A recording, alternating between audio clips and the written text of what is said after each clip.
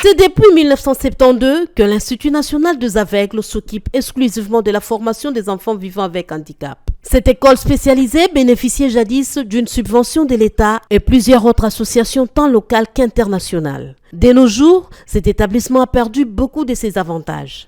Situation attestée notamment par la baisse de l'effectif des apprenants dans cet établissement scolaire. D'après le palmarès de l'école sise sur l'avenue des Huileries dans la commune de la Gombe à Kinshasa, une 80aine d'élèves sont formés ici. Ceux dans des conditions caractérisées parfois par des manques de matériel adéquat. D'où la nécessité, à en croire le DG intérimaire de l'INAV, Jean-Jacques Moena, de bénéficier d'un appui financier et logistique de la part du gouvernement congolais et d'autres philanthropes. Depuis quelques années, on n'a plus les partenaires qui nous soutenaient à l'époque en matériel didactique, en matériel roulant et les charrettes automobiles.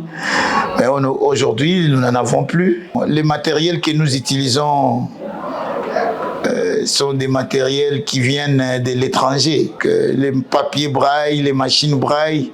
Aujourd'hui, nous en manquons. L'appel que nous pouvons lancer, c'est de dire aux partenaires et aux hommes de bonne volonté, aux organisations, de soutenir notre établissement.